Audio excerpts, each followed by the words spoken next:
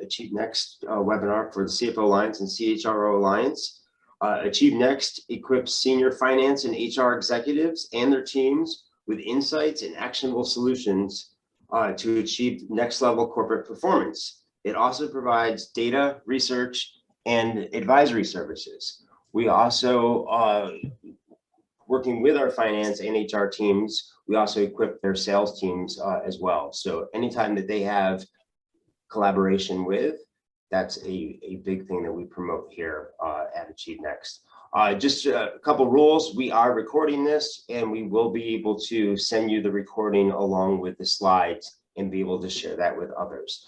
Utilize the chat, and feel free to utilize the chat as freely as you would like to ask questions. We will filter those questions in as we go along. You don't have to wait till the end of the webinar to ask your questions. There will be 3 polling questions for those that need and want CPE credits. Pay attention for those within the deck, and we will be providing you with that CPE credit after the fact. I want to introduce my friend and colleague, Ed Wallace and Mark Roberts, who will both be facilitating this discussion today. And it really is a discussion. This is not meant to be a webinar. This is not a webinar platform. We can see your faces. If you turn your camera on, you can see ours. And we hope that this will be as interactive as possible. And if anyone has had the opportunity to listen to Ed in the past, you will know that he keeps things very interactive. But he is now the latest author of the Minute to Win It video series that we have launched, which is literally 60 seconds on how you can win it, and look for that series on our social media. Ed, I'll turn it over to you. Thanks, Greg, and big silent hand for Greg. He's the wizard behind the curtain here, always putting our webinars together and making sure we're all in sync.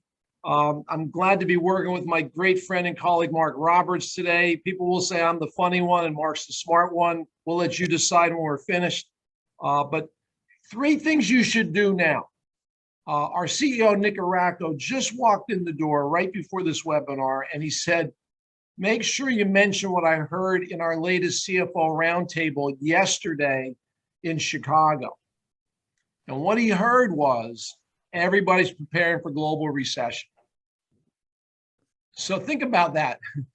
What are we going to do? Well, we got to get better at sales if we're moving into a global recession. And whether or not it's going to impact every industry, we know that that's a general statement. And we're going to actually have a webinar on that to follow up. Again, this just happened, in a couple of roundtables the other day. Here's a little bit about me. Wrote some books. We're going to get everybody my HBR article on reducing the friction between sales and finance. And we're going to talk about that today. Link in with me. Hope you like my LinkedIn, Ed Wallace 007. I don't know how I got that, but I'm really glad I did. And I'm going to bring on my friend Mark Roberts here in a minute. Wait till you see his bio. As soon as it clicks through, it should pop up. There he is. And Mark joined our team about 1.5 years ago. And my favorite thing about Mark is, besides he's a lot smarter than me, he fixes sales problems. So anything clients bring to us that we couldn't handle before, Mark is great at filling in all those gaps. And Mark is going to be getting on here with us all in a minute. We're going to start with some questions and some data. So I mentioned a CFO roundtable yesterday in Chicago. We did a study early this year, and some interesting things came out of the study. The top growth priorities for CFOs and CHROs for this year, of course, organic growth. That's always going to be near the top. But the second and third ones have a lot to do with this webinar today in the 3 things you should do now. Improving efficiency and productivity. We're going to come at it from a sales perspective. And increase existing spend with existing customers. Increase spend with existing customers. I have a little mini case study near the end where we talk about how one customer went from 100 relationships across their sales team in health systems to 500 or 600, and how simple it was and what the performance results were. So those are the top growth priorities. Mark, any comments on those? Well, again, thanks for inviting me to participate. And organic growth, this one comes out in every one of our discussions. Ed and I do a lot of these together. And what's fascinating is organic growth is always on the list. But when we ask the question, do you have a plan for organic growth? Do you have key account growth strategies in place? That's usually where we have a pause. So again, recognizing that organic growth is so important, improving our effectiveness and efficiency, and then that share of wallet, absolutely critical. Who better to sell than somebody who already trusts you and knows that your team is competent? So really looking forward to sharing our content today. This one's a little more of an eye test. Sorry, it's the best picture I could get, everyone. But if we look at the second and the third one again, investing in human capital. So today we're talking about investing in sales professional human capital and improving sales force effectiveness. That could be processes. That could be the way you look at ideal buyers. That could be the way you introduce price increases. How do you increase price increases that stick? Mark's going to talk a lot about that stuff today. So we're going to talk about getting rid of unprofitable accounts. Any comments on those, Mark? Well, the human capital part, again, I've been in sales 36 years, so I'm kind of dating myself. But typically back when I started in sales, one of the main motivators and drivers for salespeople was compensation, extrinsic. However, when we assess salespeople today, what we're finding is the vast majority of people in sales roles today want intrinsic rewards. So if that's true, one of the best ways to improve your retention is investing in your people. So again, that's interesting that statistic came up. Well, I think what's the number? 4.5 million people changed jobs last month. 47% of all current employees are considering making a career move. Investing in your people helps them stay and become, the valuable assets that you've invested in. And while we're looking at this from a sales effectiveness standpoint today, as you all know, that's across the board. Hey, just to get everybody chatting and pull everybody in real quick, just chat in whether you're in sales or ops or finance. Just put an S or an O or an F, just so we can get some chats coming across here. Make sure you're all still with us out there. I see your pictures, but I want to make sure you're engaged. So chat in your, function you work in. Well, it looks like we've got sales, finance, operations, sales and operations.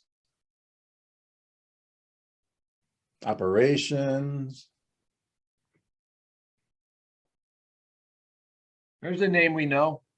Yeah. Well, we have a pretty good mix of leaders in their organizations, Ed. Yeah, and I remember seeing the sign-up list. There were many more, but pretty much those three areas. And I think I saw, no, that was from the CEO on down. That was pretty much everybody. So sorry, I went a little too quick there. There's a little delay in my clicker. Here's what we're hearing.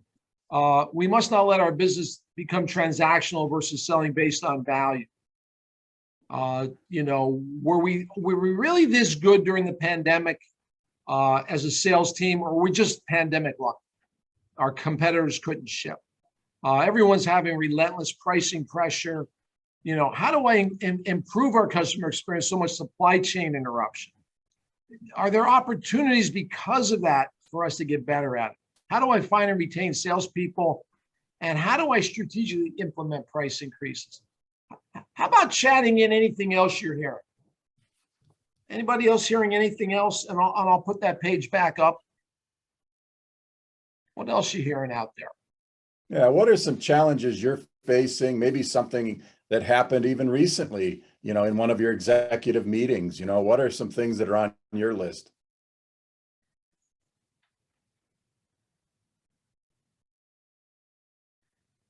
Anything beyond these? Because we're thinking of our next webinar. New customers are becoming hesitant. They're blaming it on uncertainty. Absolutely. We've seen that in the past. Employee retention came up again. Great. Thank you, Peter. Social selling. Well, Ed and I have actually done training programs on social selling and how absolutely critical it is that we develop that skill set in your salespeople. And it's not necessarily selling socially, it's creating a presence and a persona socially so that Correct. when you're engaged, you have that credibility. So we'll have the transcript of the webinar and we'll make sure we start talking about some of these items or other Achieve Next practice leaders will going forward. So here's the three things you should do now, the big reveal, right? Enhance processes to help sales teams become more effective. Mark's going to take us through some ideas around that. The second one is drive sales productivity using technology and training. There's a way to use data. There's a way to use training. How do we drive productivity with those and not become too skewed one way or the other? And then finally, I'm going to come back and talk about a focus on strategic relationships with customers. I'm going to give you a very simple tool that you can implement at any account you have. And at a minimum, you're going to get new relationships out of it within that account. Now, relationships generally translate to doing stuff. So we'll make that leap when we get to that. And then I'm going to talk about how to resolve the differences between CFOs and sales leaders. Dr. Ed Wallace's prescription for making this relationship work. So those are the three things you should know. We'll summarize these at the end. Mark, you're going to take it from here, I believe. Yeah. So number one, we want to enhance our processes to help sales teams become more effective. That's what we should start with now. What is the profit curve? It's also known as the whale curve. I actually wrote a position paper on this. I know Nick has done some really good presentations on this, but let's advance the slide. If you haven't heard of the profit curve before, what we do is most companies track, obviously, sales by customer declining, profit margin by a customer. But what we really need to look at is what's the cost of sale?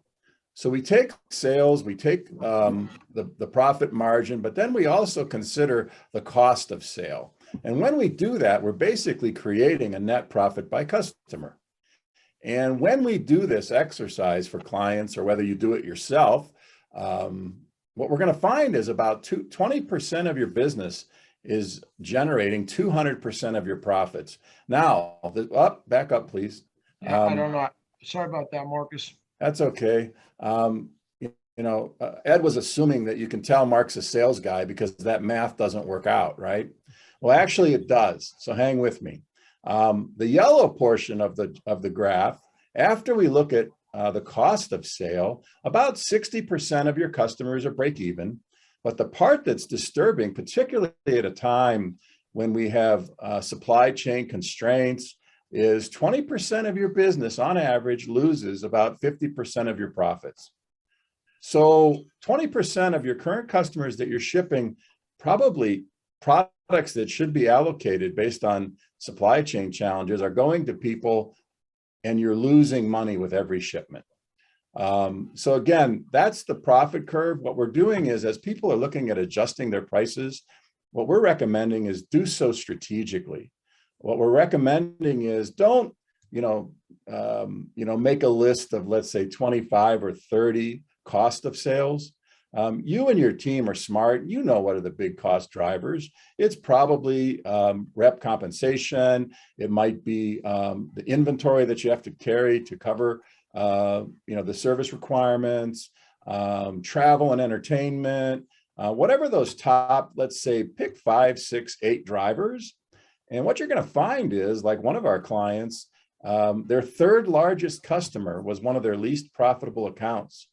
They were doing over 1,500 invoices a year.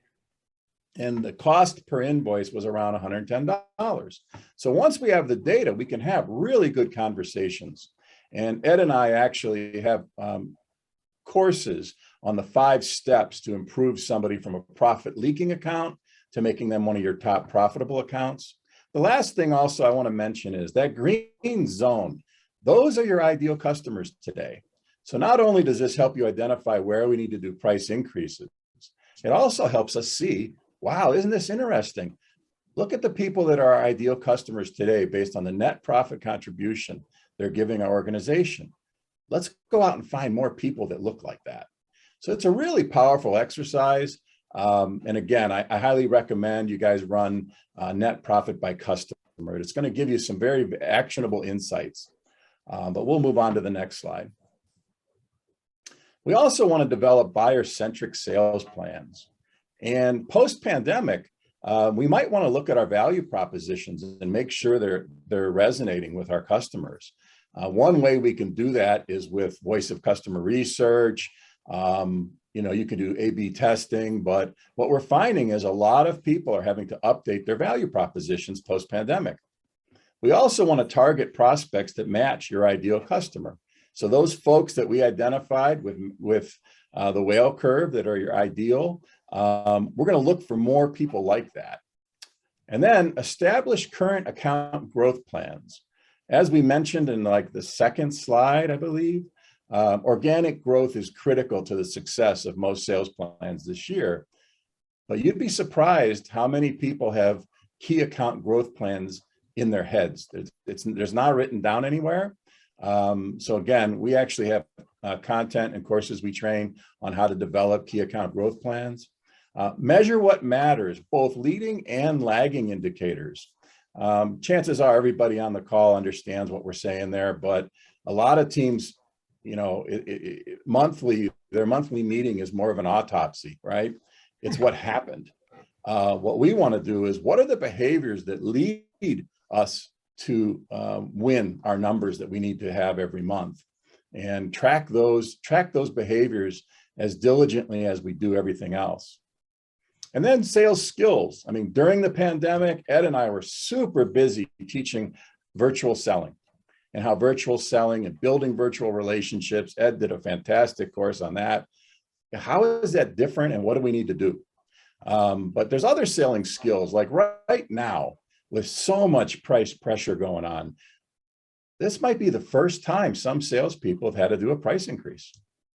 And no shock, when we do an assessment, a lot of salespeople really struggle with speaking the language of their customers, which is business acumen and negotiations. So right now is the time to really upskill them in how to create conversations so price increases stick, and how to negotiate through them and handle the objections. Strategically grow relationships. What a key part of that sales plan.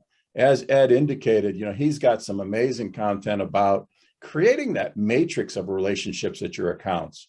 One of the things we look for when we do a team assessment is, are they calling on decision makers? And it never ceases to amaze me how a lot of teams are just focused on procurement, focused on the buyer, but there are so many other decision makers floating around out there. I believe the Gartner study that just came out said there's at least 7 other people that could influence a sale. So what Ed teaches is the burden is on sales to figure out who they are and build those relationships before you need them. And then add more and more relationships at every account. And then but before we jump into the next part, are there any questions you can put into the chat right now? Again, we wanted this to be interactive, but we also want it to be fast moving to respect your time. Are there any questions about what we've covered so far? I'll ask this, Mark. Has anyone ever seen the whale curve before? Chat in yes or no. And again, I've shared, I'm a sales guy, right? And when I went to a presentation where somebody presented this, immediately I got it. I'm like, oh my gosh, you're right. We're sending a team out to do inventory every week. There's a cost for that. They got extended dating. There's a cost for that. Oh, they're shipping product back as a form of payment at the end of the year. There's a cost for that. We've got to capture those costs, and your team knows who they are. So again, net profit by customer is a very valuable tool. And Wes and Peter, have similar ideas on that. Let's move you to number 2, Mark. All right, drive productivity through the right mix of technology and training. Training is a passion of mine. I was so blessed I worked for a company, I think they're up to 8 billion now, called Timken, and I was their sales skills trainer. And it's just so rewarding to see people improve their skills. And one of the core foundations, though, that we all must understand today is the voice of our customer. Well, who owns the voice of your customer? I often hear, well, the salesperson does. No, not really. Salesperson's job is to go out and make the sale. So what we need to understand right now, today, not what's always been the case, not what was the case for 20 years, and definitely not what was the case when my grandfather started the business, right? Because I've heard it mentioned many times. But why do customers buy from you? Why don't they buy from you? What is their buying process today? What a critical thing to understand is, because if your salespeople don't understand the buying process, and let's say they're at a different phase than the buyer, no wonder the buyer feels like we're being pushy salespeople. They just want to be educated at this phase, and we're trying to close, for example. What should your salespeople start and stop doing? And how strong is your sales team's business acumen? Ed calls it, people want business consultants that masquerade as salespeople. And that's true. That's what they want and need today. But in defense of salespeople, how many of them have been trained in business acumen? So again, that's where the CFO and his team or her team can really add a tremendous amount of value to the organization, is helping salespeople understand the business of the business. And Mark, that third question, every sales rep should be asking that question to every customer they're talking to. And maybe you don't say today, but hey, tell me about the buying process here, especially for new accounts. Because by asking that question, you might find out how budgeting happens and when it happens. You might find out who makes the decisions. You might find out how needs are identified, and you might find out timing. We call that process BANT, B-A-N-T, budget, authority, need, timeline. But that one question should be in every single salesperson's bag. So for the folks that are on here, whether you're on finance, ops, or sales, ask that, make sure your sales teams are asking that question. Tell your sales leaders about it. I'm sure some of them are, but it's my favorite question, because one question, you learn everything on how to qualify that customer. Well, and the other question we need to clearly understand is, what percent of the share of wallet do we have? I mean, again, I've been helping sales folks for 36 years. So I'm going to sound a little jaded, but I would ask a salesperson, what percent of their business do you have? Oh, we've got 60, 80%. Oh, I'm the only rep that went to their daughter's wedding, right? Well, but when I do the research and our team calls, typically the number at most is 30%. If you're at 80%, then maybe we retarget the sales efforts and time on other accounts that have higher growth potential. But again, most of the accounts, like you'll even see in some actual research here coming up, what share of wallet people had. If we go to the next slide, I mean, again, I'm not sure if you guys have all done this, so we threw in a couple slides of things you could see. But one of the questions we asked was, tell us how important the following things are when picking a company. This was a company that did machining services. And number one on the list was reputation, speed of completion, has been recommended by somebody, and then price. But what's fascinating is, if you would have asked, again, this is one of our clients, if you would have asked the salespeople, oh, price, well, price, we got to be able to do this, and we got to be able to do this for free. And interesting, that's not what the customers are saying. So how powerful would these insights be as you guys shape your plans for the second half of the year? And then the next slide is one of my favorites, which is, what share of wallet do we have? And, in this example, I think we asked 64 people, and 41% said less than 25%. But again, if we would have asked sales, who are out there, banging on doors every day, they would have said something like, we've got it all, we've got 80%, 70%. So again, the data makes our plans very powerful. And it helps us understand where to invest. And then there's your transaction data. And again, what a tremendous place for CFOs, CIOs to help sales. What we really need is insightful data. What products and services are producing the greatest net profits today? So not only can we run the whale curve by product, by customer, we can also run it by product. What does your ideal customer profile look like today? Maybe there's been a shift based on your data, and how powerful would it be to gain that insight? And who are your top sales performers on your team today? This one actually is often an interruption. When I go into teams and they said, look, we want to improve our effectiveness. I need more Barbs. I need more Mikes. I'm like, okay, talk to me about Barb and Mike. Oh, they always deliver. They always bring it. No matter what's going on in the economy, they bring it. They sell more new products. I'm like, oh, okay, interesting. So did Mike or Barb open any of the accounts in their current market? No. Okay, so if you were going to go into a new market in a new territory, would you move? Oh, no, I'd send Jason. Okay, so how are we defining what the ideal and best salesperson is? So not only can you run the whale curve by product, by company, you can also run it by salesperson. Because typically in most of the teams we work with, when we do an assessment, about 20% of the team shouldn't even be in sales. When I say that, what I mean is in a role carrying a quota. They're often very skilled at service, but they should be in a different role because you're not getting the return on the investment you're making for them. But again, transaction data is absolutely critical. What products or service have had the biggest increase, biggest decrease? Are your products being sold into a new channel? If so, what is it and how do we scale that? Have purchase transactions changed? One of the things that happened during COVID, obviously cash became king. If people sold through distribution, it became more about just-in-time inventory and not truckloads. So with that insight, a couple of our clients had to change their value propositions. Has there been a shift to who are our largest accounts today? Accounts are always moving, and we need to really understand, like, wow, why did this customer go from number 20 to number 2? And what market are they in? And what are they buying? I mean, again, this insightful data. And that's what sales is actually really hungry for.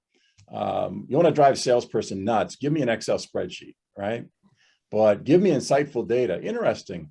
Your top 3 key accounts are buying the following products, but your number 2 account isn't buying these 4 products. Why don't you go in and ask why not? And develop a plan to get that. Have the number of accounts that represent 80% of revenue changed? That's another question we like to get from transaction data. Is it safe to assume, I mean, maybe everybody can just chat in yes or no. Everybody on this call has a really strong, robust ERP system, so you can easily get this data, or is this something that would be difficult today?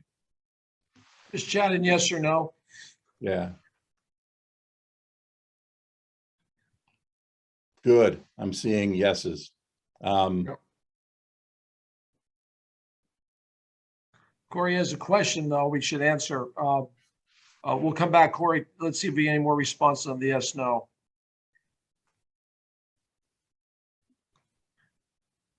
So we did have one no. So Corey's question is about how do we get adoption of CRM? Do you want to discuss that more? Because I don't like that question. It's always a hard one to answer. Well, again, thanks, Corey. Most salespeople hate CRMs because they've never been taught why you invested in it. If the why that you invested in it is to check on them, then you've made a really bad investment, and you really need to look at who you're bringing on your team.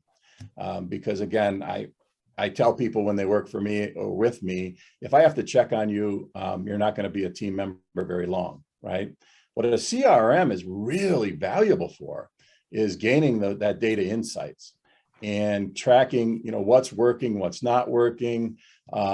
It gives you, like, I look at like what I call roundabouts. Where in the sales process are we stalling right now? Okay, so we're getting a lot of appointments, we're making a lot of quotes, but all of a sudden our close rate slowed down. What's causing that? Let's get to the root of it. And then a good CRM will give you the data to dig in. If salespeople don't trust why you did a CRM, what you're going to get is very surface data that's not actionable. So again, if you invested in a CRM, and if you bought one that is perfect for the application that you have, because there's so many out there. So I hear some people say, well, I'm always going to buy this one because it's the most expensive. Don't do that. Make a list of what you want to get out of it, and either call Ed, call me, call somebody in your network and find out what CRM does that. And then also, I highly recommend that the CRM works really well with marketing and lead nurturing vehicles. Like if you invest in Salesforce, there's Pardot. If you invest in HubSpot, they have their own. But again, just make sure that that integration is really easy and not disruptive. So I hope that answered your question, Corey. Let's move to pricing, Mark. And I have a story to tell everybody about this one. So there's a pizza place near our offices here outside of Philadelphia called Sal's Pizza. And the people Sal's has been there since 1980, and he's even got his menu from 1980 up. A slice of pizza was 15 cents in 1980. So I go there. I take my son Grant with us sometimes for lunch, and I get the special. Now the special is 2 slices and a drink. It was like $6.75.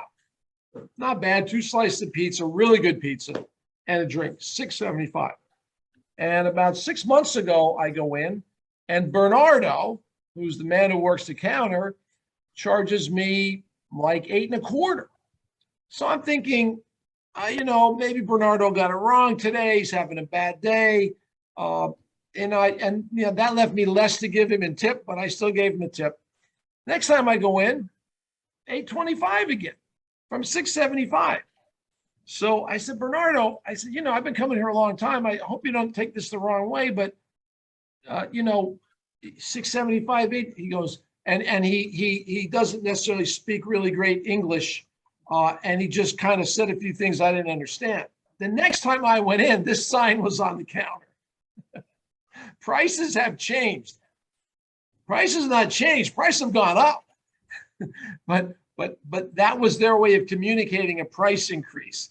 And I had to take a picture of it. I had to use it. I love to use it in webinars and training and those sort of things. So that's maybe not the best way to communicate a price increase in a business-to-business world. It really wasn't that great in the business-to-consumer world either. And that's why Mark and I included that price increases as part of this. So thank you for letting me share that story, Mark. I know you got to get back to the serious stuff.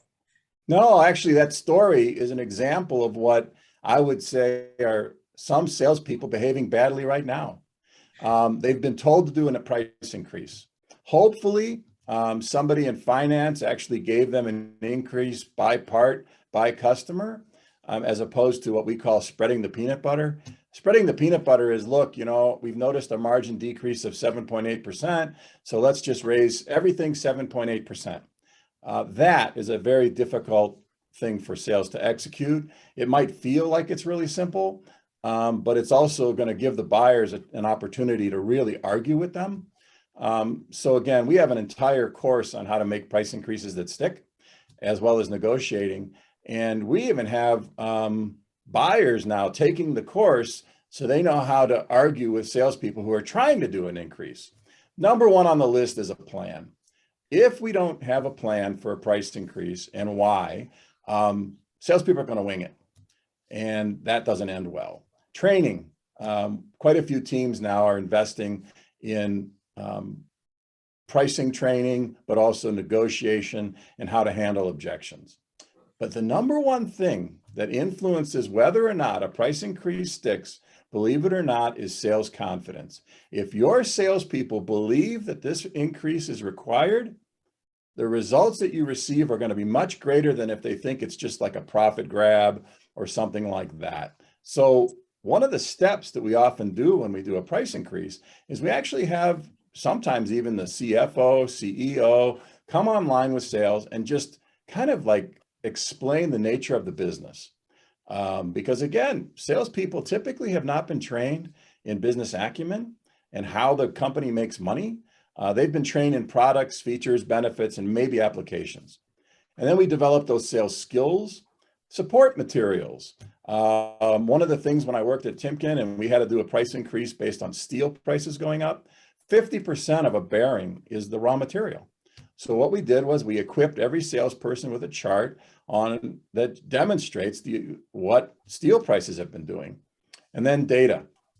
Again, I highly recommend you do not ask your salespeople to do the price increase, but you give them the data. Okay, this is the customer. This is their average margin. These are the products they're buying. This is the margin currently at each one of these product customers, current products. This is where it needs to be. We recommend this. And then negotiate. Communication. When I say salespeople behaving badly, there was a price increase recently for somebody that came to me as a client after the increase because it went so bad. Salespeople didn't want to do it. They didn't believe in it. So what they did was they sent out emails to every one of their customers saying, effective this date, your price is going to be the following. Please see the attached. It went terrible, as you can imagine. We got to make sure that they're trained, they understand what's happening, and they have a really good plan to execute it. And don't do, again, my recommendation is don't do a flat across the board price increase. When I worked with a team that did pricing analytics, it was kind of disturbing when we did an analytics on discounting, because salespeople would implement the price increase, but then give a discount back. We really want to do it strategically. I know it feels like it's a lot harder, but I think you'll be much more thankful in the end when you start fixing those profit leaking products, customers, and even salespeople. And you know, when you look across your base of customers, you're going to have those customers that pay your higher prices. They just do. Maybe it's the industry they're in, maybe it's the need, but you will have customers who, if the 7.8% needs to be 10.5% for them, it probably will go right through. And I have a team going through training right now, and we typically teach negotiations training in about 3 modules, unless we can do it live, which is kind of fun again. But don't lead with what you need. Right. Oh, that doesn't feel, Mark, that doesn't feel right. Whoa, whoa, whoa, whoa. The other thing we have to consider in a price increase is, how is the buyer going to explain it when we leave? So if you need 7.5% increase on a particular item, I would ask for 8, 9, and let the buyer work you down. Do some trade-offs. We call it give and get in the training. And then you get what you really needed out of the increase. If your salespeople just take the shortest, quickest path, because they don't like dealing with this anyway, and they really are afraid of the discussion. When we do the assessment, one of the things we look for is the need to be liked. If a salesperson has a really high need to be liked, they're really going to struggle with a price increase because they're so worried about the relationship. What we want to do is equip them so they can have data-driven conversations when it comes to pricing. And one other thing I should have had on the list is, what's your walk away point? What if the buyer says no? Give your salespeople, what is the plan if the meeting or the conversation goes bad?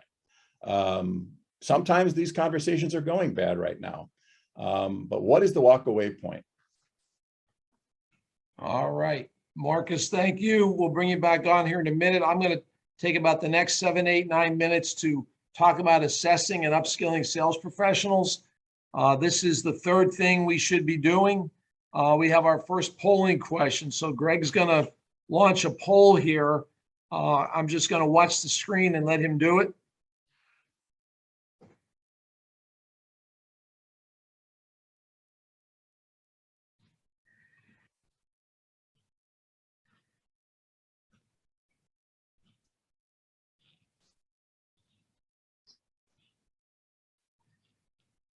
Got any results, Greg? Yeah, let me give opportunity one more time. Okay, we'll close it in 3, 2, 1. All right. Can you see the results? Yes. You know, it's interesting. Based on the profile of the folks we have on here, I'm not surprised.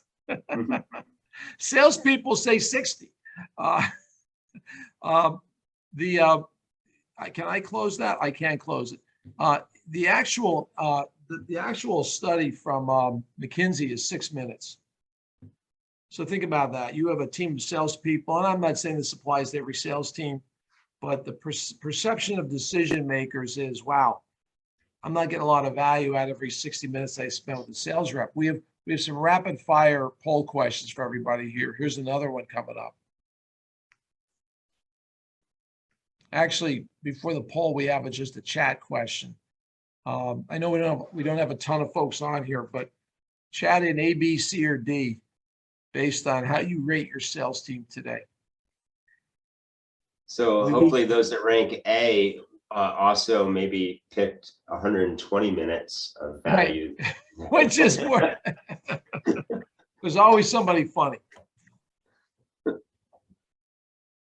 What's interesting, Ed, is we just spoke at an event in Palm Springs, and it was CEOs, CFOs, and VPs of sales.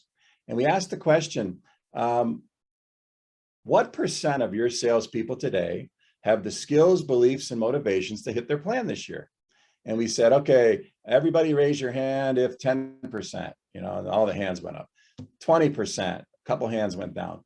But by the time we got to like 30%, there might have only been, I don't know, a third of the room.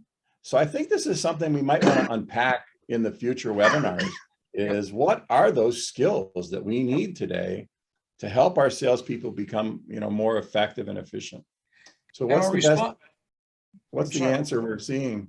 We're seeing across the board responses. So everybody's kind of in a different place, which is pretty predictable. So what should we do now when it comes to upskilling and strategic relationship development? I have another poll question I think Greg's teed up for us here. Before we get to it, some research done on business relationships came back that we're not even getting 50% of the potential of our existing customer relationships. And a lot of reasons for that, pandemic has changed buying patterns, less access. The positive reasons of what we should be getting are, when I'm with this customer, they spend more time with me than scheduled. They share their plans with me. They share confidence with me, business and personal. And again, it's a survey. It doesn't apply to everybody, but I don't think anyone would agree that we're getting 100% of the potential out of our relationships. There's always room. Relationships are aspirational. So part of getting that higher percentage goes to this poll question. So Greg's going to launch another poll on the percentage of decision makers, what percentage of decision makers to expect that your sales team really understands how we impact their outcomes. So chat in a number what their expectation is. Or not chat it, submit the poll, I should say. So, and again, what you're asking is what percent of their customers expect salespeople to be able to connect the dots to value, right? Right. Yep.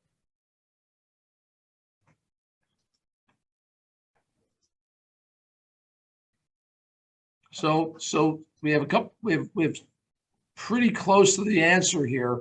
It's 85%. Where's my page? There it is. So there's a high expectation on the part of decision makers that the person representing your brand can connect it to how it's going to really help them perform, right? High expectation. Never going to get 100. 85 is pretty close to 100% when it comes to a survey. Now, last poll question, so everybody gets their CPE credits somewhere. There it is. Oh, shoot, I gave you the answer. Don't look. Because you have to complete this question. So complete the question. How many salespeople connect their solutions to the outcome? I have a little delay with my clicker, everyone. Sorry. How many can actually do it? Let's see what the poll says. I think you probably saw the page, but maybe it flashed fast enough you didn't see the answer. Or how many of your salespeople could do it. Yeah, you can use that too. You got any answers, Greg? Yes, I do. I bet you they all got it right. Yeah, they all Not everybody. got it right. It's 14% or less than 14% actually. Let me see if I can get this to go, and there it is. But what a tremendous opportunity. So buyers want business consultants calling on them, and less than 14% of salespeople today are trained to do so. So maybe your distinctive competence becomes how you sell more than what you sell. So it's a tremendous opportunity for people that want to capture it. And if you think about it, look how low the bar is. Yeah. Right, Mark? If their competitors are at this level, the bar isn't that high. Well, the other thing that would give me pause is, what if my competitors started teaching their salespeople how to talk like consultants, right, and talking about business cases and value and consultative selling, and my team didn't? Yep. So again, huge gap. It's really good to understand what people want, what people need. And again, we need to figure out where your team is at and give them what they need. Again, they know your products, they know your services, they know the applications. We just need to equip them with the other tools. There we go. And here's a tool for everybody. We call it lateral and vertical relationship strategy development. It's a compass to navigate your accounts. And Mark talked a lot about wallet and more relationships across accounts. This is such a simple tool. IBR stands for important business relationship. So we've got one in this account. Maybe it's a purchasing person, maybe it's a C-level person, maybe it's a CEO, maybe it's director level, who knows? We've got a relationship. They're buying stuff from us already. We got to sustain that. That's greens fees. Yet, what are we doing laterally and vertically within that account? If we have this great relationship, who else do we need to know at their level? And I'm going to give everybody an example of this in a moment. Who's the successor? Or who's an influencer for that person? Maybe Charlie's getting ready to retire, and there's a team member that has been in a lot of your meetings. What kind of relationship do we have with that person? And it doesn't have to be C-level. It could be director level. It could be VP level. But an upper level, can we even name these 4 people? Not the titles. Can we actually even put a name to these? And it's shocking at what a void this is for most account teams, most sales teams. And then here's the results of an actual customer we worked with. They sell medical products and devices and consumables in health systems. They typically had a rep selling one thing into that health system. Their goal was to establish relationships across the health system so they can sell, they call them modalities. They have 125 reps, roughly. They had to upskill the reps. We talked about upskilling on the other modalities. Let's say this rep sold ventilators. They had to learn about monitors, anesthesia beds, neonatal beds, anesthesia rooms. They had to learn the other products. So that was part of the upskill. And then they were required to name 4 additional relationships in each account. They literally had to fill in the compass. And then it's just an exercise that they don't go out and build relationships around that compass. So they grew the number of what Mark calls your ideal buyers, your ideal buyer persona relationships to 625 from 125 by just adding 4 more relationships. They went from 125 in health systems around the country to 625 in 6 months' time, just by doing this exercise. Then they made it into a sales contest because, we got to have those incentives, but they incented it. They did it all the right way. The highest sale they got that was unforecasted was $700,000. This is a $200 million company. That's a nice unforecasted sale. And a lot of others, 50K, 75K, 25K. But the whole mission was not necessarily revenue-based. It was relationship-based. They tripled their opportunity pipeline. And now they're in conversations with a lot of these health systems for broader opportunities because the health system knows this particular medical products company can solve these other problems for us. 1 6-month exercise, one tool, one discipline put on sales. Pretty interesting, pretty interesting. Again, not a large audience on here right now. Can anybody chat? Does anybody look at your accounts this way? Just yes or no. Anybody looking at their accounts this way? Is the question looking at your accounts as far as who makes the purchase, but also who are decision makers in the purchase? Exactly. If we go, I'm trying to go back to the template here. Who was looking at their accounts this way? It sounds like Peter. Peter, you're on point with a lot of these things. Are we identifying 4 other spheres of influence or buyers around the relationship we've invested so much in? Adam says some of our teams are. But Adam, such a simple process, right?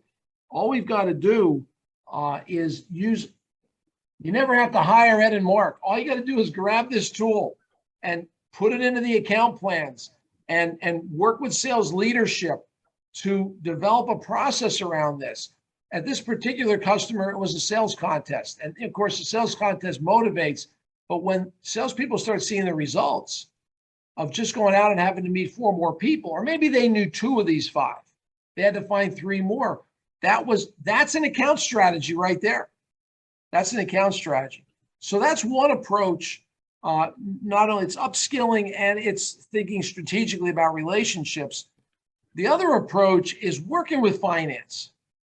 I wrote an article about 18 months ago now, maybe a year ago. It wasn't that long ago. We're going to make that available to everybody about why is there friction between sales and finance? What is the problem?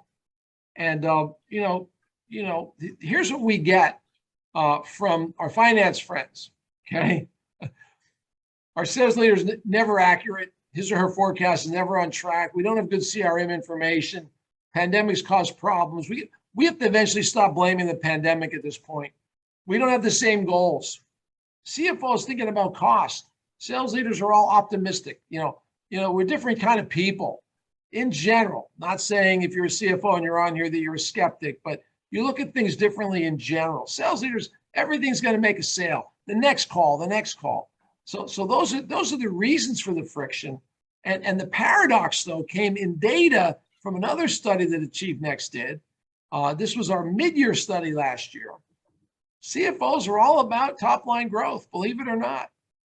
Believe it or not. The straightest path to growth comes through sales, which I think we saw that in some earlier data I shared today. More than operational effectiveness, more than new stuff, more than innovation. These are the CFO's responses. And this one I didn't believe this one. The CFOs really want to spend time with customers. So if you're a CFO and you're on here, please forgive me for being such a skeptic. For once, the sales guy's a skeptic, but they want to spend more time, but they don't know how to do it. We're going to talk about some ways to do it. So sales needs to work with finance, right? Identify those high-performing accounts on the whale curve that Mark talked about. And how do we expand the footprint in those first? They're the high-performing ones. Let's go there first. Then we'll go work on the ones that are less profitable. Mark talked about buyer personas. What's the title? What are the goals and struggles of that title? What questions do we ask to learn more about what their needs are? And let's put all our marketing behind that title or those 4 or 5 titles. Are there trends in our data that says we're switching from procurement to more functional roles that are buying from us now? What's growing faster and what's slowing down? And how do we get closer to the customer? How about in your large accounts, and maybe you're doing this now, why aren't the CFOs talking to each other? The first thing that we recommend in large accounts, and maybe they were part of the negotiation, but then the relationship doesn't go any further, the CFOs should be having coffee together. Maybe it's virtually. But if you're a major provider and they're the major decision maker, then why don't those CFOs have a relationship? And I really believe it's incumbent on sales to drive that idea rather than CFOs to drive that idea. CFOs learn about what their top salespeople are seeing. Meet with these customers if you're a CFO. And then my last one is very simple thing, and then we're going to wrap. I call it a tiger team, a SWAT team, but the biggest challenge we find is finance and sales are grappling over commissions. Finance and sales are grappling over price and margin. And it goes CFO, sales leader, it gets to them, and they've got to resolve it. We've seen a very effective approach, taking a few key sales influencers from your sales team, maybe not your top performers, but people who really get it and maybe understand the analytical side of what we're selling, and a couple of folks from the finance team. Let them resolve these issues. Empower the next level down to break down the silos. And now all of a sudden, you're going to see, you're welcome, Peter, thank you. And now all of a sudden, you're going to see things getting done faster, not waiting on the CFO and the sales leader. So interesting idea. I've seen it work in a couple of customers so far. We've just been recommending it fairly recently. So the three things you should know as we wrap up: enhance your processes to help the sales teams. You're always enhancing operational processes, help with the sales team processes. Let's use our data, let's use technology, and let's upskill. And focus on strategic relationship with customers and get that CFO and sales leader working better together. And that takes us to our offers and our questions. So we'll open for questions in a minute here. If you want the study and you haven't seen it yet, we'll get it to you. Contact Grant Wallace, happens to have my last name, he works in the company with us here. If you want it quickly, just text him. So if you want the study, if you want the article on sales and finance coming together, Mark and I have published books. Rather than send you everything, just text us what you're looking for. If you want to jump on a call with us, complimentary call, no sales pitch. We've been working with you all for a long time. Just again, email Grant or text us. And with that, I know Greg is on. We're running out of time. I don't know if we have time for questions, but I will open the floor, but I'll turn it back to Greg. Awesome. Thank you, Ed. Yeah, we do have time for a couple questions. If anyone has any, they can put them into the chat box.